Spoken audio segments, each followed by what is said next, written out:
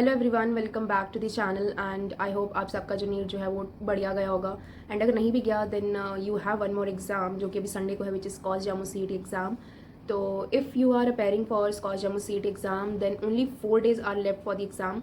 And इस time पे सबसे पहले तो please don't panic at all, बिल्कुल भी पैनिक मत करना, because in this video I share what exactly I would do if I had only 4 days left for my exam. And yes, I am a first year veterinary student in SKUAST Jammu and मैंने भी last year जो है scotch का exam दिया था। I know how stressful these last few days can be for you, but trust me these last few days can make a huge difference if you will utilize them wisely. So let's get start with the video. तो day 1 से start करते हैं। सबसे पहले तो तुम्हें एक proper revision strategy बनानी पड़ेगी।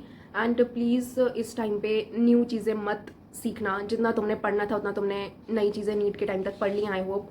एंड इस टाइम पे तुम्हें सिर्फ रिवीजन करना है, बिकॉज न्यू लर्निंग से तो बेटर है कि तुम रिवीजन करो। तो सबसे पहले जो है बायोलॉजी से स्टार्ट करो। एंड मैं तुम्हें बायोलॉजी के सबसे ज़्यादा स्कोरिंग और सबसे ज़्यादा इंपॉर्टेंट चैप्टर्स जो हैं स्कॉच के लिए, एग्जाम के लिए, वो मैं तुम्हें बताती हूँ। देखो, सबसे पहले तुम्हारा आ जाता है ह्यूमन फिजियोलॉजी। एंड सबसे ईजिएस्ट चैप्टर्स में से भी है ह्यूमन फिजियोलॉजी, लाइक मेरे लिए तो था। एंड आप भी अगर एनसीईआरटी से लाइन बाय लाइन करोगे तो कोई भी क्वेश्चन नहीं छूटेगा and easily you can score well in human physiology. Then आता है जेनेटिक्स। देखो, जेनेटिक्स से बहुत क्वेश्चंस आते हैं एंड मैं कहूँगी एक स्लाइटली थोड़ा सा डिफिकल्ट भी है। जेनेटिक्स के 2 चैप्टर हैं। Third is the biotechnology. देखो, बायोटेक्नोलॉजी बहुत छोटे छोटे चैप्टर्स हैं, 2 चैप्टर हैं, लेकिन इनका वेटेज बहुत ज़्यादा है। इससे डायरेक्ट क्वेश्चन आ जाते हैं एग्जाम में, ज़्यादा दिमाग भी नहीं लगाना पड़ता, आपको सिर्फ एनसीईआरटी लाइन बाय लाइन करनी है एंड बायोटेक अच्छे से करना। उसके बाद आता है इकोलॉजी एंड इकोलॉजी के बाद आता है रिप्रोडक्शन। तो ये जो मैंने तुम्हें 5 यूनिट्स बताए, ये सबसे ज़्यादा इंपॉर्टेंट है। तो सबसे पहले तुम जो है जेनेटिक्स पे, बायोटेक पे और ह्यूमन फिजियोलॉजी, इन 3 चीज़ों पे सबसे ज़्यादा फोकस करना। एंड हाँ, एक चीज़ और, प्लांट किंगडम जो 11th क्लास की स्टार्टिंग वाली एनसीईआरटी है ना, प्लांट किंगडम और एनिमल किंगडम, तो प्लांट किंगडम अच्छे से देख लेना, उसके एग्जाम्पल्स एंड कुछ कुछ जो मेन हाईलाइटिंग फीचर है ना एनिमल किंगडम में, हाईलाइटिंग फीचर्स को अच्छे से देख लेना। एंड फिजिक्स में तुम सिर्फ फॉर्मूलाज रिवाइज करो, इंपॉर्टेंट न्यूमेरिकल सॉल्व करो। मैं तो कहती हूँ कि नीट के पीवाईक्यूज कर लो, सफिशिएंट होंगे तुम्हारे लिए, ज़्यादा इतना दिमाग नहीं लगाना है, ठीक है। इतने ज़्यादा डिफिकल्ट क्वेश्चंस नहीं आएंगे। नीट में आते हैं आई नो, बट स्कॉच में मैक्स टू मैक्स 1-2 क्वेश्चन ही अगर उन्होंने डालना होगा तो बहुत डिफिकल्ट डालेंगे, क्योंकि इसका पेपर जो है वो मॉडरेट लेवल का आता है। तो तुम्हें अगर बेसिक अंडरस्टैंडिंग है, अगर तुम्हें सारे फॉर्मूलाज आते हैं, अगर तुमने फॉर्मूला शीट बनाई है तो मैं कहूँगी कि उसे सबसे ज़्यादा पढ़ना, ठीक है। एंड न्यूमेरिकल्स अच्छे से देख लेना। फ्रीक्वेंटली आस्क्ड कॉन्सेप्ट जो हैं, आई एम नॉट सेइंग कि क्वेश्चंस, कॉन्सेप्ट, लाइक तुम एक क्वेश्चन देखते हो पीवाईक्यू का, उसमें देखो कि कॉन्सेप्ट कौन सा यूज, उस कॉन्सेप्ट को अच्छे से कर लो ताकि उस कॉन्सेप्ट से जो नया क्वेश्चन आएगा वो तुम्हारा अच्छे से बन जाए, ठीक है। एंड केमिस्ट्री में रिएक्शंस, इक्वेशंस और अगर टाइम है तुम्हारे पास तो थोड़ी सी एनसीईआरटी भी देख लेना। तुम केमिस्ट्री में जो है ऑर्गेनिक के लिए तुम पंकज सर के 1 शॉट देख लो, ठीक है। उनकी एक वीडियो है बेसिकली जो मैंने भी लास्ट ईयर प्रेफर की थी एंड टाइम पे, जो कि आई गेस 7 to 8 आवर्स की है। उसमें सारी ऑर्गेनिक केमिस्ट्री के जितने भी इंपॉर्टेंट रिएक्शंस है सब कुछ उन्होंने कराया उसमें कवर, तो वो सफिशिएंट होगा तुम्हारे लिए एंड टाइम में। इस टाइम पे तो सफिशिएंट है, तो वहाँ से तुम कर लो। और अगर तुम्हें केमिस्ट्री के नोट्स चाहिए ऑर्गेनिक के, I am saying short notes, जिसमें मैंने सारी रिएक्शंस लिखी हैं जो मैंने पढ़े थे, तो तुम मुझे इंस्टाग्राम पे डीएम कर सकते हो, I will mention my ID है, तो मैं तुम्हें सेंड कर दूंगी मेरे notes, okay. And remember one thing, इस टाइम पे revision is more than new learning. और अगर तुम किसी भी टॉपिक में वीक हो तो उसमें घुस मत जाओ, उसे सिर्फ ब्रश अप करो, ठीक है। उसको थोड़ा थोड़ा समझो, बिकॉज उसमें डीपली घुसने का टाइम अभी नहीं है, वो तुम्हें ड्रॉप ईयर में करना चाहिए था। तो this was all about the day 1। अब डे 2 में तुम्हें क्या करना है, ठीक है। अब डे 2 में तुम क्या करो कि एटलीस्ट एक फुल मॉक टेस्ट जरूर देना। ज़्यादा डिफिकल्ट मत देना, ज़्यादा ईजी भी नहीं, मॉडरेट लेवल का कोई भी मॉक टेस्ट दे दो, नीट का उठा लो, कुछ भी, बिकॉज सिलेबस तो सेम ही है, ठीक है। एंड एक एग्जाम लाइक इन्वायरमेंट क्रिएट करो, मतलब सबसे पहले तो अपने फ़ोन को साइड पे हटाओ, अपनी सारी डिस्ट्रैक्शंस को साइड करो। बिकॉज मेरा जब एग्जाम था मैंने Instagram and social media apps जो हैं बहुत कम कर दी थी चलाना, एंड तुम भी ऐसा ही करना, ठीक है। पढ़ाई के लिए ही यूज़ करो इस टाइम पे। एंड प्रॉपर टाइमिंग बनाओ हर चीज़ की, और नींद प्रॉपरली लो, ठीक है। स्लीप स्केड्यूल अपना सही रखना। कुछ बच्चे क्या करते हैं कि 15, 16, 17, 18 घंटे इतना ज़्यादा पढ़ेंगे, बट फ्रूटफुल पढ़ाई नहीं होती है।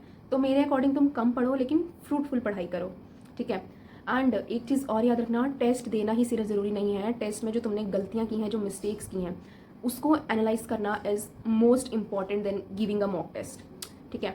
तो अपनी गलतियों को एनालाइज करो और देखो कि कौन सी मिस्टेक्स ज़्यादा रिपीट हो रही हैं, कौन से कॉन्सेप्ट में तुम फंस रहे हो एंड कौन से सब्जेक्ट में तुम्हें ज़्यादा टाइम लगा। आई नो मैक्सिमम बच्चों को जो है वो फिजिक्स में ही ज़्यादा टाइम लगता है, एंड मुझे भी लगता था बेसिकली, एंड टाइम तक लगता रहा है। So I can completely feel you, but I don't want कि जो गलतियाँ मैंने की थी वो तुम करो। तो अपने टेस्ट पेपर को अच्छे से एनालाइज करना और उसकी मिस्टेक्स को सुधारना, ठीक है। अब आते हैं डे 3 पे। डे 3 में तुम्हें क्या करना है कि जो भी तुम्हारे वीक एरियाज़ हैं और जो भी तुमने क्विक नोट्स बनाए होंगे अपने नीट के लिए, एंड उसको तुम अच्छे से पढ़ो, क्विक नोट्स, शॉर्ट नोट्स को, ताकि तुम्हारा टाइम भी कम लगे और तुम अच्छे से कवर अप कर लो सब, ठीक है। लेकिन याद रखना कि तुम्हें वीक एरियाज़ को सिर्फ इम्प्रूव करना है, ठीक है, उसमें तुम्हें परफेक्शन हासिल नहीं करनी है। तो इस चीज़ की कोशिश मत करना, क्योंकि इसमें तुम्हारा बहुत ज़्यादा माइंड फेडअप हो जाएगा और टाइम भी बहुत वेस्ट होगा। और बायोलॉजी में तुम टेबल्स जितने भी होते हैं ना, टेबल्स होंगे और हाईलाइटेड पॉइंट्स होंगे, उसको ज़रूर ध्यान देना, उससे बहुत क्वेश्चंस आते हैं। एंड केमिस्ट्री में रिएक्शन, जैसा कि मैंने तुम्हें बताया, एंड फिजिक्स में जो है फॉर्मूला शीट जो तुमने बनाई है उस पर फोकस करना। अब आता है डे 4, द एंड डे, जो कि होगा तुम्हारा सैटरडे।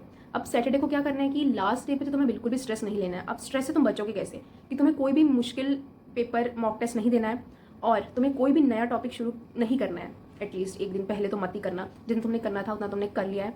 अब तुम कोई भी नया टॉपिक शुरू नहीं करोगे, कोई भी डिफिकल्ट मॉक टेस्ट नहीं दोगे। अब करना क्या है इस दिन, अब इस दिन तुम क्या करो कि तुम ना फॉर्मूला रिवाइज करो, जितने भी हैं बार बार रिवाइज करो, तुम्हें भूलने नहीं चाहिए, क्योंकि फिजिक्स में बहुत क्वेश्चंस आते हैं फॉर्मूला से। एंड इंपॉर्टेंट रिएक्शंस रिवाइज करो, जो तुमने शॉर्ट नोट्स बनाए हैं उसे देखो। केमिस्ट्री में अगर तुम्हें इंपॉर्टेंट रिएक्शंस के नोट्स चाहिए तो यू कैन DM मी।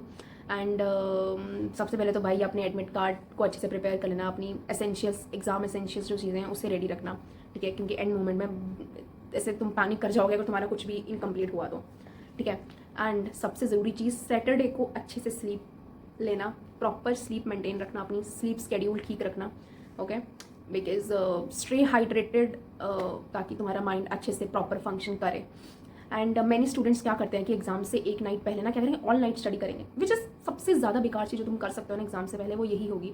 तो प्लीज़ इसे मत करना, because a tired brain will perform worse in the examination. अब गाइडेंस में तुम लोगों को ये देना चाहूँगी, एग्जाम डे वाले दिन तुम्हें क्या करना है कि जितने भी क्वेश्चन है ना, देखो सबसे पहले तो तुम प्लीज़ बायोलॉजी से पेपर शुरू करना, फिजिक्स केमिस्ट्री में मत घुसना सबसे पहले, ठीक है। बायोलॉजी से पेपर स्टार्ट करोगे, क्वेश्चन को अच्छे से रीड करना। अगर तुम्हें किसी क्वेश्चन के आंसर नहीं आ रहे ना, तो तुम प्रोसेस ऑफ एलिमिनेशन से भी उसका आंसर पता लगा सकते हो। ये मैंने बहुत बार खुद के साथ भी आजमाया हुआ है, एंड इससे तुम लाइक 70 to 80% गारंटी है कि तुम सही आंसर को टिक कर सकते हो।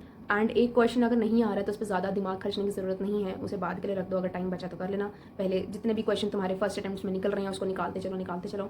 Stay calm and confident, and negative marking से बचना भाई, इसमें नेगेटिव मार्किंग होती है। अब बात करते हैं साइकोलॉजिकल टिप्स के बारे में। तो एक स्ट्रॉन्ग माइंडसेट रखना बहुत ज़रूरी है ऐसे टाइम पे, बिकॉज बहुत से बच्चे क्या करते हैं कि उन्हें लगता है कि उनकी प्रिपरेशन कंप्लीट नहीं है, उनका ये बच रहा है, उनका वो टॉपिक बच रहा है, बट ट्रस्ट मी, हर बच्चे को ऐसा ही लगता है, मुझे भी ऐसा ही लगता था, एंड आप सभी ये फील कर रहे होंगे कि हमारी प्रिपरेशन कंप्लीट नहीं है, इनकम्प्लीट सिलेबस है।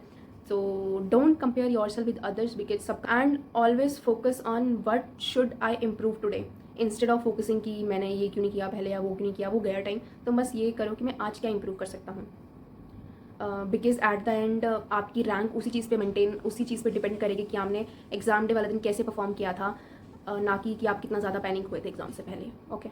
तो जैसा कि मैंने तुम्हें बताया कि केमिस्ट्री में तुम ऑर्गेनिक के लिए पंकज सर के 1 शॉट्स देखो, एंड फिजिकल केमिस्ट्री के लिए तुम सुधांशु सर के देख सकते हो, वो भी PW में ही पढ़ाते हैं। यूट्यूब पे तुम्हें उनके बहुत से लेक्चर मिलेंगे, तो वहीं से रिवीजन करना, ठीक है, क्योंकि NCERT पढ़ोगे तो बहुत ज़्यादा टाइम वेस्ट होगा इस मौके पर। तो so yes, stay calm, trust your preparation, revise wisely and believe in your self, you can do best. And मिलते हैं अब नई वीडियो पे। एंड प्लीज़ अगर तुम्हें कोई भी डाउट या कुछ भी हेल्प चाहिए होगी तो यू कैन कमेंट डाउन और you can text me on my Instagram. Until then, best of luck, keep studying, see you in the next video, bye.